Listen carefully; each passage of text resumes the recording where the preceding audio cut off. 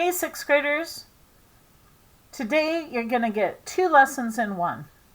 This is going to help you understand a little bit more about Bud Not Buddy, because when you are reading a historical fiction like this, which is a story that there's no real Bud Calloway that we know of, but there could have very easily been a little boy like that during the Great Depression that had the experiences that he had, that was moved from the orphanage to a foster home and then escaped. And one of the things that we've read about are Hoovervilles. And so I'm going to give you a little bit more information about Hoovervilles. And as I talk, I'm also going to teach you how to take notes. Because when you're learning about things in history, in science, all sorts of things, you need to be able to take notes that you can refer to and study so you can learn, and it becomes part of your memory and part of your understanding about things. So get out your literacy notebooks, and if you need to stop and pause my video to take notes and to catch up, please do so. So the first thing you want to do is write Hooverville, because that's what we're going to be talking about. So Hoovervilles talk about homeless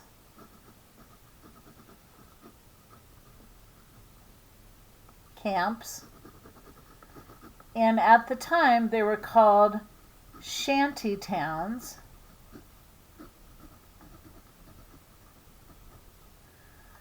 during the Great Depression. Now, when you're taking notes, you don't need to necessarily put things like the word "the." You don't need to write in complete sentences. You can write in phrases, or sometimes you can just write words if that will help you to remember the information that you've either heard or read. So Hoovervilles were homeless camps, or called shanty towns, during the Great Depression. And I'm going to say in the 1930s. So there were homeless people before the 30s. There's been homeless people since the beginning of time. But there's distinct places called Hoovervilles. I'll show you a couple pictures that I found. Here's kind of, they call them huts, but these are all made out of cardboard and pieces of plywood. And this is in West Houston, and so you probably have seen things like this even today. This is a little hard to see, but it's a big area that was in Portland, Oregon, and they were called Hoovervilles. And you heard a little bit in the book about where the name Hooverville came from, and they were named after the president at the time,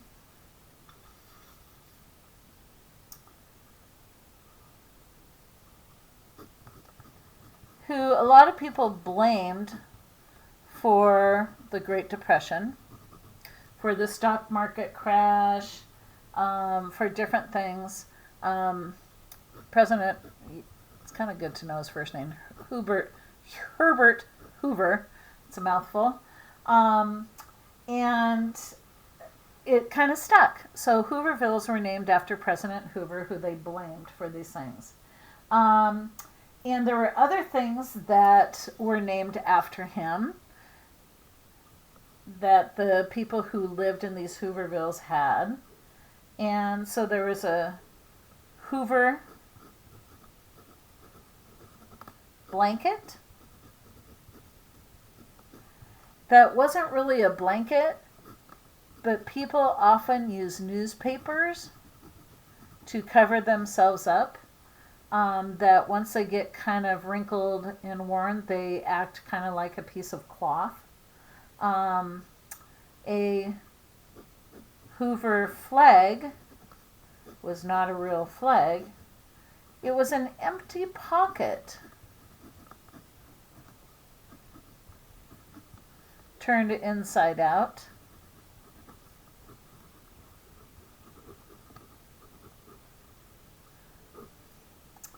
And in Hoover leather, which was cardboard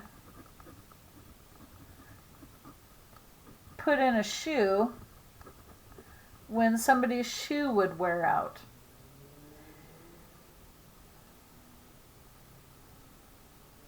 One more play on words here. A Hoover wagon was a car that horses were tied to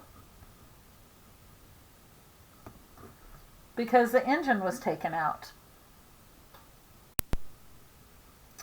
So during the 1930s, there were many, many, many kind of famous Hoovervilles, and there were hundreds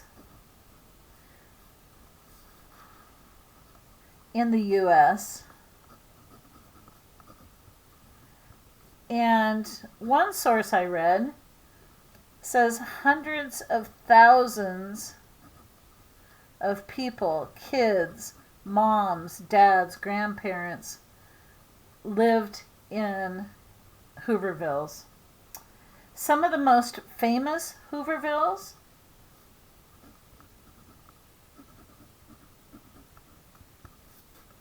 remember again, pause this if you need to catch up. We're in New York City, in Central Park. Huge one. And actually, in the movie King Kong, they started the movie in this homeless camp, in this Hooverville.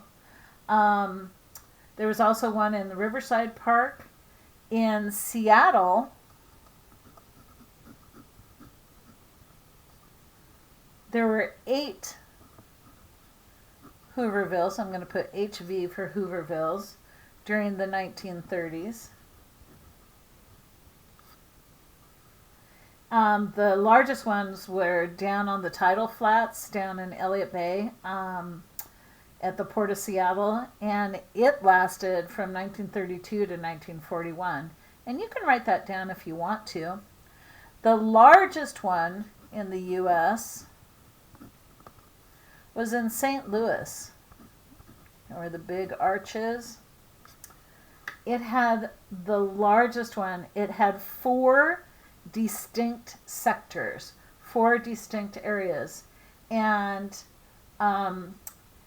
there was an unofficial mayor, and they had their own churches and social institutions, and it kind of was its own community until 1936, when the WPA cleared out that area and kind of put funding towards other things. So in the 1940s, things were changing in the U.S., and the WPA, which that's a whole nother discussion. I'm not going to get into that now. It's the Works Progress Administration.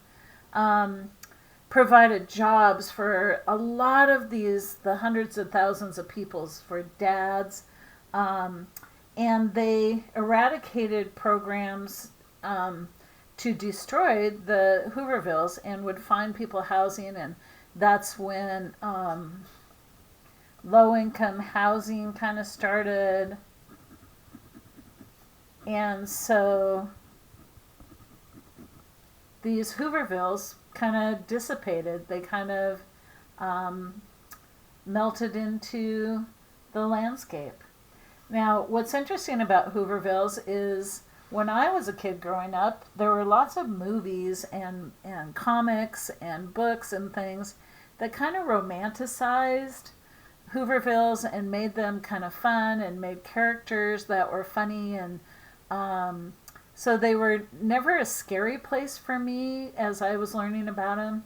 And in Bud Not Buddy, the way they introduce it, it was a nice place for him to be since he was on the lam and running around, and families worked together, and like nobody stole from each other, and they provided food for each other, and they work together to, you know, evade the police and to jump the rails and all of that. So they really were kind of little communities. So that is a little bit of information about Hoovervilles, which when you're reading books, especially books about times of history in the world, it's good to stop every once in a while and learn about the things that are mentioned in the book, because it makes your story much richer and much more meaningful. So I can't wait to see your version of the notes that you took while watching this video.